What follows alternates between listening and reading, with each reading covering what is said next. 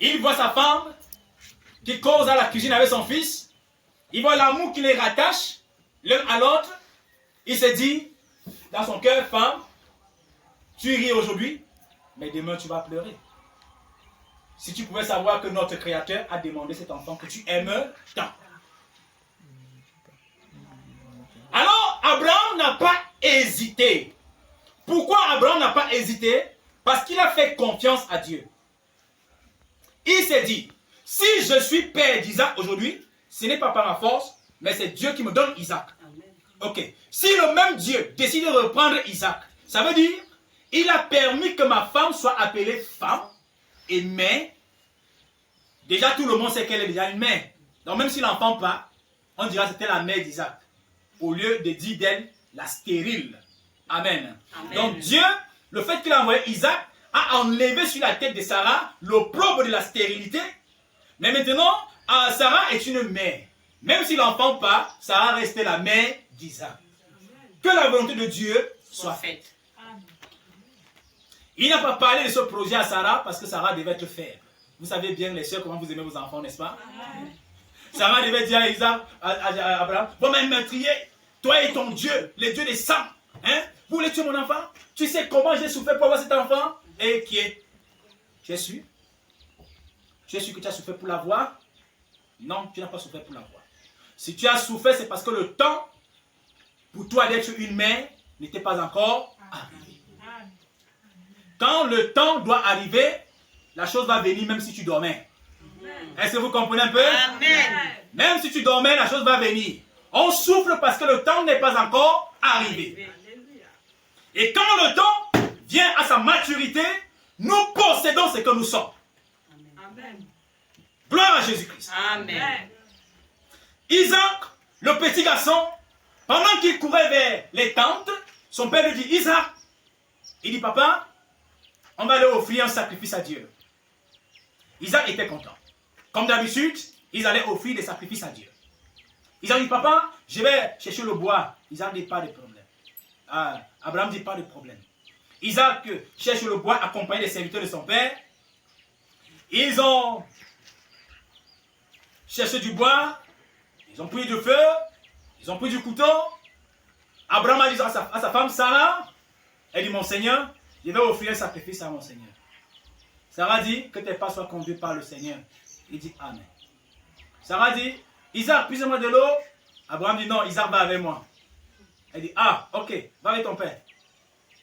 Abraham a pris quelques de ses serviteurs, accompagnez-moi. Quand ils sont sortis, ils ont commencé à marcher. Ils sont partis directement à la montagne que Dieu avait ordonnée. Quand Abraham est resté, il a vu la montagne à distance. Il dit aux serviteurs, attendez-moi jusqu'ici. Attendez-moi ici. J'irai offrir le sacrifice à Dieu et nous reviendrons. Avec qui? Son fils. Il sait qu'il va sacrifier son fils, mais il dit, nous reviendrons. Vous voyez, le nous reviendrons, c'est une prophétie. Puisque, étant donné, il ne connaissait pas que son fils reviendrait. Il n'a pas tué son fils en fait. Il n'a pas sacrifié son fils. Comment va-t-il revenir avec son fils s'il part le sacrifier? Nous reviendrons. Les serviteurs sont restés. Il a dit à son fils, porte le bois. Allons-y. Le fils a porté. Pendant qu'il marchait, Abraham était devant. Le fils était derrière. Il marchait. À un moment donné, le fils a dit, mais, papa, il dit, oui mon fils, je t'écoute. Mais nous avions le bois. Nous avions le feu et le couteau. Où est l'agneau? Où est le sacrifice? Abraham dit, Dieu se pourvoira. Ou bien Dieu pourvoira un sacrifice. Écoutez les paroles de prophétie. Dieu pourvoira un sacrifice. Comme s'il savait que Dieu devait pourvoir. Mais pourtant c'était lui le sacrifice pourvu. Quand ils arrivent, Abraham dit à Isaac, comme l'autre fois tu as vu comment j'ai monté l'autel, n'est-ce pas? Isaac dit, papa, il dit monte l'autel comme la dernière fois. Isaac apprête l'autel et tout et tout. Abraham lui dit, mon fils. Il dit oui. Pendant qu'ils sont en train de dialoguer, allez, Abraham a saisi Isaac et il lui a mis la corde sur la main. Il lui a attaché, porté, déposé sur l'autel. Il a dit à son fils, mon fils, tu vas me pardonner. Tu sais que j'aime Dieu, non? Le fils dit, papa, j'aime Dieu, je sais que tu aimes Dieu. Toi-même, tu aimes ce Dieu, n'est-ce pas? Il dit, oui, j'aime Dieu. Ok, notre Dieu a demandé qu'il te offre un sacrifice. Isaac, certainement, a commencé à pleurer les larmes. Avant m'a dit, mon fils, ne pleure pas, tu t'en vas dans la maison du Seigneur. Tu t'en vas dans la main du Seigneur. Il a donné et il veut reprendre. Amen. Amen. Je ne sais pas s'il y a prêché sur l'obéissance ici.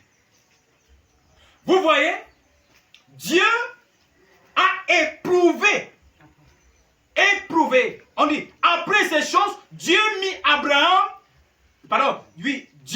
Abraham à l'épreuve.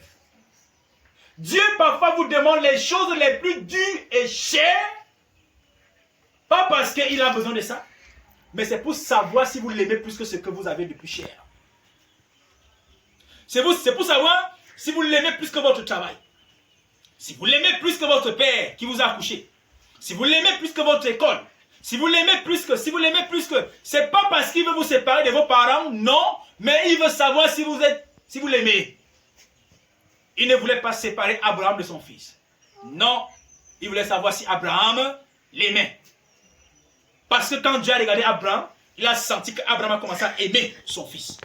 Il voulait comparer l'amour d'Abraham pour son fils et l'amour d'Abraham pour lui. Gloire à Jésus. Amen. Comme parfois, Dieu vous donne un travail, vous commencez à aimer le travail, et parfois Dieu veut voir si l'amour qui est en vous là est plus que lui. L'amour du travail est plus que l'amour pour lui. Maintenant, qu'est-ce qui se passe? Quand Abraham lève la main pour couper les veines qui sont sur la gorge de son fils, Dieu dit à Abraham, Abraham, évite de poser cet acte. Laisse comme ça. Voilà un mouton, un agneau que j'ai prévu. Prends et offre. Mais je vais vous dire une vérité. C'est là-bas donc que Dieu a rendu Isaac fertile. Multiple. Parce que Isaac est devenu une offrande sacrifiée et ressuscitée. Est-ce que vous comprenez quelque chose? Amen. Quand Abraham a commencé à détacher Isaac, Isaac était déjà sacrifié. C'était une offrande sacrifiée, morte et ressuscitée. Amen. Et maintenant, il avait la possibilité de faire des nations. Des nations. Est-ce que vous comprenez? Amen. Voilà. Et maintenant, constatez une chose. Le même Dieu qui a demandé à Abraham de lui sacrifier son fils Isaac a aussi sacrifié son fils. Il était aussi derrière son fils, il l'accompagnait. C'est pourquoi il dit Dieu le modèle. Quand Dieu demande à Abraham, sacrifie-moi ton fils, l'unique, c'est parce que Dieu aussi serait capable de sacrifier son unique. Amen. Quand Dieu a tant aimé le monde, qu'il a envoyé son fils, l'unique, mourir sur la croix pour nos péchés. Afin que quiconque croit en lui ne périsse point. Quiconque être appelé enfant d'Isaac ne périt point. Aucun Israélite ne périt ou n'a péri. Quiconque s'élevait contre les enfants d'Isaac mourait. D'où Dieu allait jusqu'à dire à Moïse, je serai l'ennemi de tes ennemis, l'adversaire de tes adversaires. Alléluia. Amen. Isaac est un type de Jésus. Isaac, c'est Jésus. C'est Jésus. C'est un type. En Isaac, on voit Jésus. En Jésus, on voit Isaac. Regardez, frères et sœurs. Le même Dieu a fait son Fils. La parole est devenue chair et a habité parmi les hommes. Et pendant que la parole a habité devant les hommes, elle a aussi connu, monsieur, une crucifixion. Donc, la promesse. Dieu promet à Abraham que Abraham aura un fils. Il promet à Sarah que Sarah aura un fils. Le même Dieu aussi promet que Marie aura un fils. Vrai ou faux? Les deux enfants sont venus sur la base d'une promesse. La différence entre Jésus et Joseph et Isaac, c'est que la mère, ou bien Sarah, n'a pas cru qu'effectivement, elle pourrait à son vieil âge accoucher un enfant. Mais Marie a cru que quoi qu'elle est vierge, n'ayant connu aucun nom, elle peut tomber enceinte. Voilà la différence. Vous comprenez? Amen. Sarah n'a pas cru qu'à son vieux âge, avec ses mamelles tombées, avec ses rides au visage, elle n'a pas cru qu'elle pouvait porter un enfant et accoucher. D'où, dans la Bible, on dit, elle a ri. Rire veut dire se moquer. Et quand Dieu a demandé à Abraham, pourquoi Sarah, ta femme, a ri, elle a dit non, je n'ai pas ri. Mais Marie, quand l'ange est venu, l'ange dit à Marie, tu es bienheureux parmi les femmes. Tu porteras un enfant. L'Esprit de Dieu va te couvrir et tu tomberas enceinte. Vous voyez, Marie n'a pas regardé sur le fait qu'elle est encore une jeune fille n'ayant jamais connu un nom. Mais elle a dit qu'il en soit ainsi. Je suis une servante. Je n'ai qu'à me soumettre à la volonté du Seigneur. Dieu vous bénisse. Les deux sont passés par une promesse. Pour Sarah, il fallait qu'Abraham croie.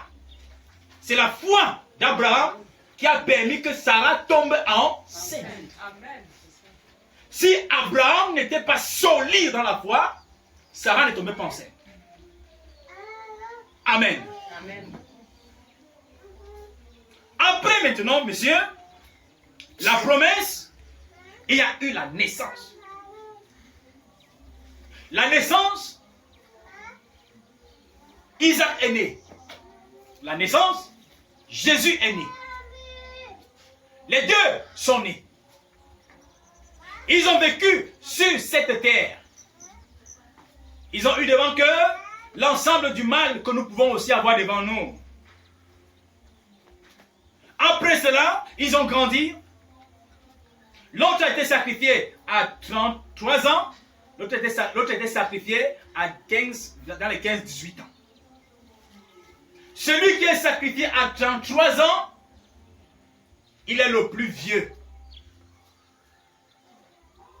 Il n'y a pas quelqu'un parmi nous les humains qui ira au ciel, qui aura l'âge plus que Jésus. Quand tu meurs même à 90 ans, pour ceux qui sont déjà arrivés comme le prophète William, quand il est arrivé, il a dit, tout le monde que je voyais là-bas, comme cette maman, elle avait 90 ans, mais c'est elle qui m'a reconnu. Quand elle m'a vu, elle m'a dit, mon précieux frère. Et quand j'ai vu une jeune fille âgée de 18 à 19 ans s'approcher de moi, elle dit, qui êtes-vous? Elle dit, c'est moi telle. J'ai reconnu que c'était la maman qui avait 80% d'années. Mais au ciel, comment elle était? Elle n'avait que dans les 18-19 ans. Jeune et belle. Gloire à Jésus. Amen. Les fœtus, quand j'ai dans les toilettes, ils auront dans les 18-19 ans. Vous comprenez ce que dit? Et quand vous allez vous avancer dans votre corps céleste, vous comprendrez, vous entendrez un enfant dire, maman, vous allez sursauter. Qui es-tu? Te souviens-tu pas de moi? Dans les toilettes? On dit, ça va, on laisse ça. Amen. Donc, en fait, j'ai dit, ne jetez plus dans les toilettes. Vous comprenez? Amen. Accouchez. Quand vous tombez enceinte, accouchez. Mais avant d'accoucher, je vais vous chauffer ici. Vous comprenez ce qu'il dit? Alléluia. Amen. Si tu tombes enceinte et que je ne suis pas marié, je vais te faire ça ici. Dur. Dur et dur. Donc, si vous n'êtes pas marié, restez comme ça. Hein? Vous comprenez ce qu'il dit? Amen. Jeune fille, jeune dame, vous comprenez ce qu'il dit? Amen. Voilà, c'est ça, c'est ça. Et fuyez le péché. Fuyez le loin du péché. Vous comprenez, non? Très bien. Alors, Jésus a été sacrifié à 33 ans. 33 ans. 3 semaines et demie. Dans l'âge des églises. Dans les 70 semaines de Daniel. J'ai parlé de ça ici, n'est-ce pas? Amen. 3 semaines et demie. Voilà. 33 ans, 3 semaines et demie. Voilà. Nous aurons le temps. On a beaucoup d'enseignements. On a des choses qu'on doit se dire vraiment.